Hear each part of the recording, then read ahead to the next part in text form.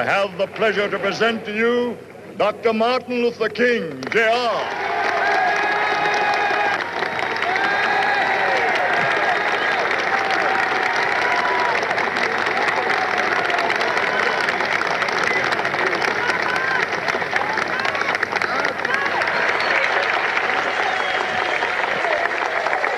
I am happy to join with you today in what will go down in history as the greatest demonstration for freedom in the history of our nation.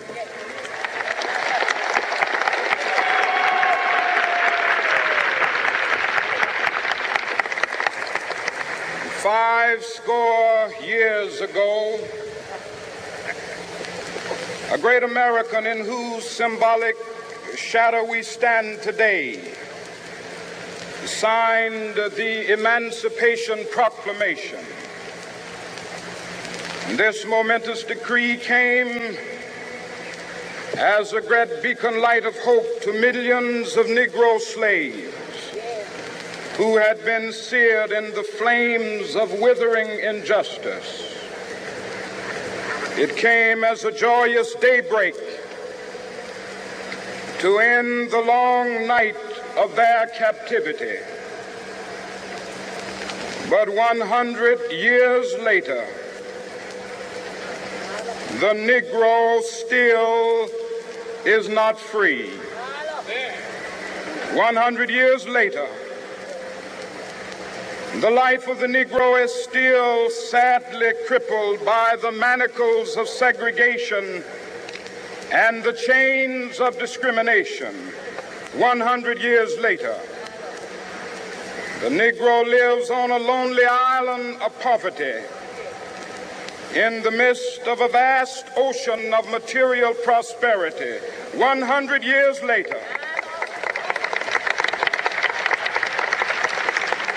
the Negro is still languished in the corners of American society and finds himself in exile in his own land.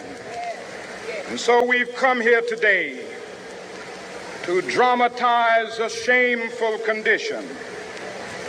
In a sense, we've come to our nation's capital to cash a check. When the architects of our republic wrote the magnificent words of the Constitution and the Declaration of Independence, they were signing a promissory note to which every American was to fall heir. This note was a promise that all men, yes, black men as well as white men, would be guaranteed the unalienable rights of life, liberty, and the pursuit of happiness. It is obvious today that America has defaulted on this promissory note insofar as her citizens of color are concerned. Instead of honoring this sacred obligation, America has given the Negro people a bad check, a check which has come back marked insufficient funds.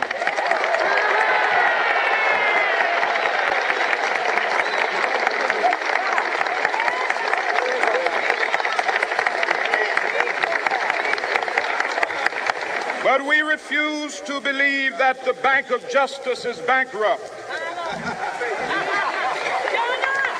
We refuse to believe that there are insufficient funds in the great vaults of opportunity of this nation.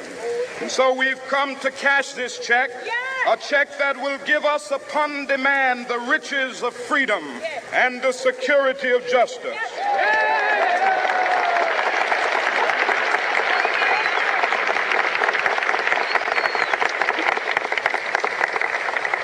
We have also come to this hallowed spot to remind America of the fierce urgency of now. This is no time to engage in the luxury of cooling off or to take the tranquilizing drug of gradualism.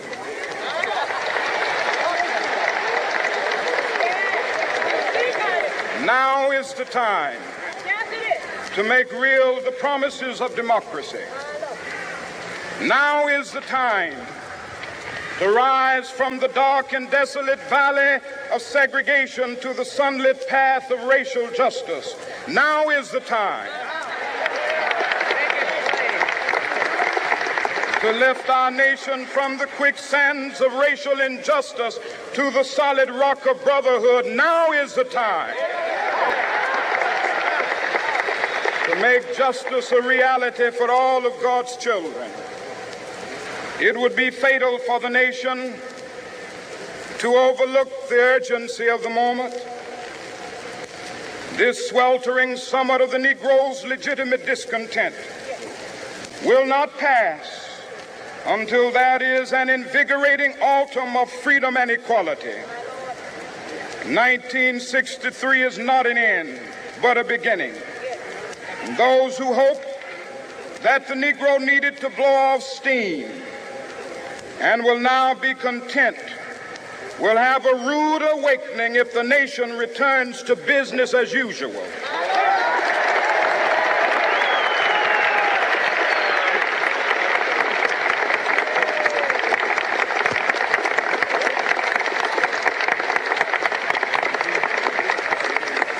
There will be neither rest nor tranquility in America until the Negro is granted his citizenship rights.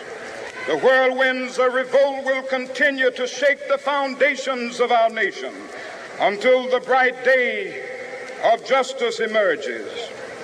But that is something that I must say to my people who stand on the warm threshold which leads into the palace of justice. In the process of gaining our rightful place, we must not be guilty of wrongful deeds. Let us not seek to satisfy our thirst for freedom by drinking from the cup of bitterness and hatred.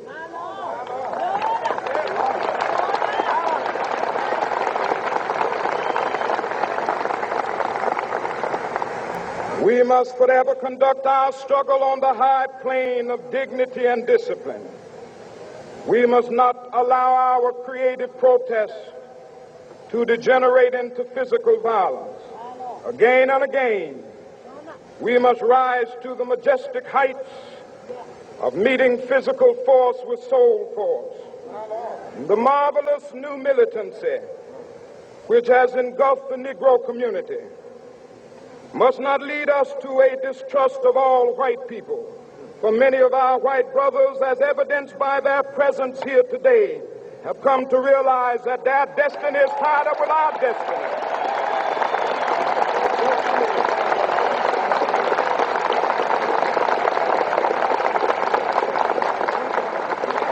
And they have come to realize that their freedom is inextricably bound to our freedom. We cannot walk alone. And as we walk, we must make the pledge that we shall always march ahead. We cannot turn back. There are those who are asking the devotees of civil rights, when will you be satisfied? We can never be satisfied as long as the Negro is the victim of the unspeakable horrors of police brutality. We can never be satisfied as long as our bodies, heavy with the fatigue of travel, cannot gain lodging in the motels of the highways and the hotels of the cities.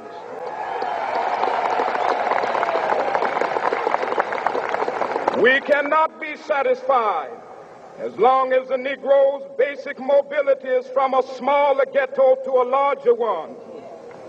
We can never be satisfied as long as our children are stripped of their selfhood and robbed of their dignity by signs stating for whites only.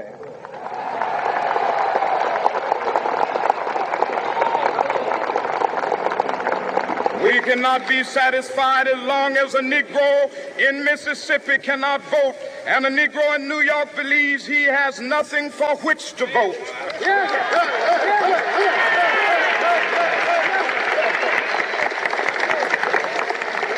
No, No, we are not satisfied, and we will not be satisfied until justice rolls down like waters and righteousness like a mighty stream.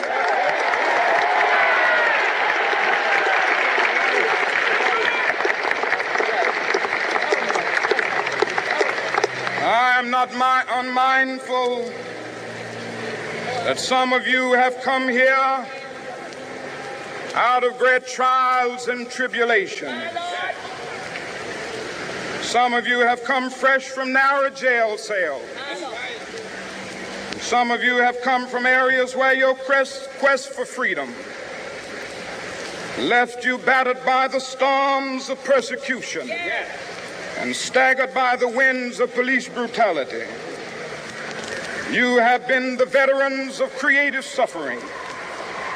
Continue to work with the faith that unearned suffering is redemptive. Go back to Mississippi. Go back to Alabama. Go back to South Carolina. Go back to Georgia. Go back to Louisiana. Go back to the slums and ghettos of our northern cities, knowing that somehow this situation can and will be changed. Let us not wallow in the valley of despair. I say to you today, my friends,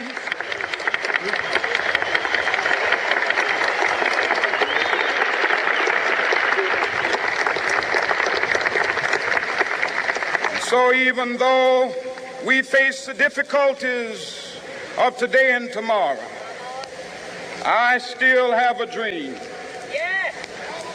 It is a dream deeply rooted in the American dream. I have a dream that one day this nation will rise up and live out the true meaning of its creed. We hold these truths to be self-evident, that all men are created equal.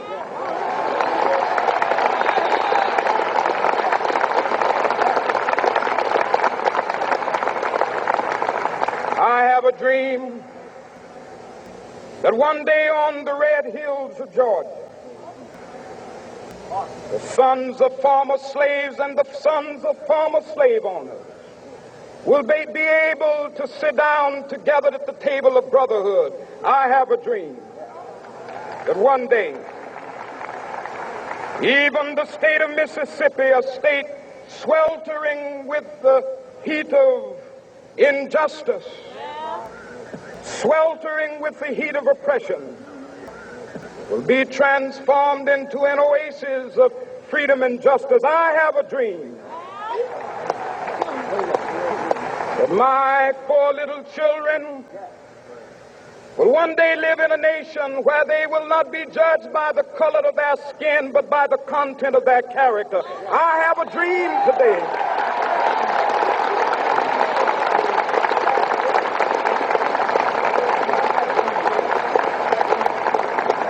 I have a dream that one day, down in Alabama, with its vicious racists, with its governor having his lips dripping with the words of interposition and nullification, one day right there in Alabama, little black boys and black girls will be able to join hands with little white boys and white girls as sisters and brothers. I have a dream today.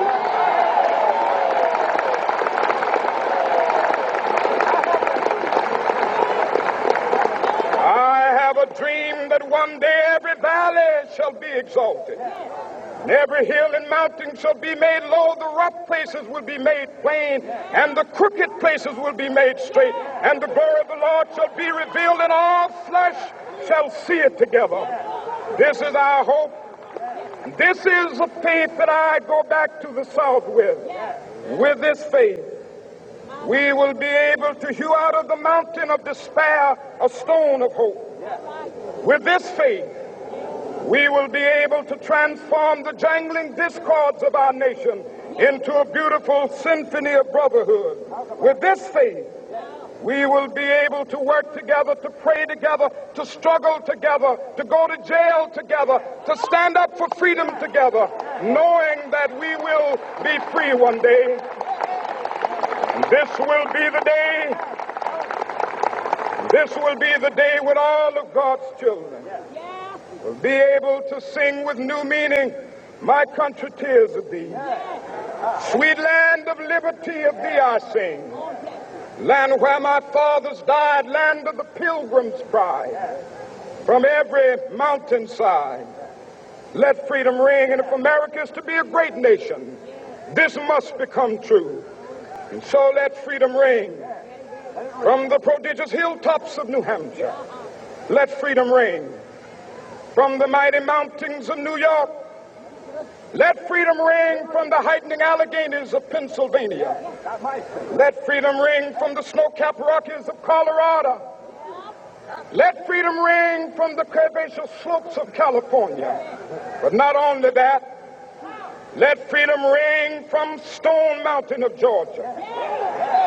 Let freedom ring from Lookout Mountain of Tennessee. Let freedom ring from every hill and molehill of Mississippi, from every mountainside. Let freedom ring. And when this happens, and when we allow freedom ring, when we let it ring from every village and every hamlet, from every state and every city, we will be able to speed up that day when all of God's children, black men and white men, Jews and Gentiles, Protestants and Catholics, will be able to join hands and sing in the words of the old Negro spiritual, free at last, free at last. Thank God Almighty, we are